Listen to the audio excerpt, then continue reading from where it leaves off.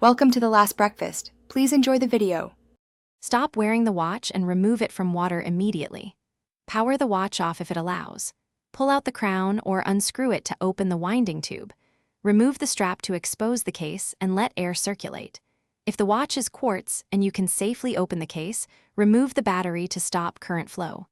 If you do not feel confident opening the case, stop and seek a professional within 24 hours to avoid corrosion. Gently blot external water with a lint-free cloth and avoid pressing fluids deeper inside. Use compressed air in short bursts from a distance to dislodge droplets from crevices. If the case is open, wick moisture with absorbent paper and apply 90% isopropyl alcohol to displace water and speed evaporation. Do not use rice as a moisture provider. Place the watch in a sealed container with 20 to 30 silica gel, packets for 24 to 48 hours, to dry internal components thoroughly. After drying, reinstall the battery or reassemble the movement and test basic functions for 24 hours.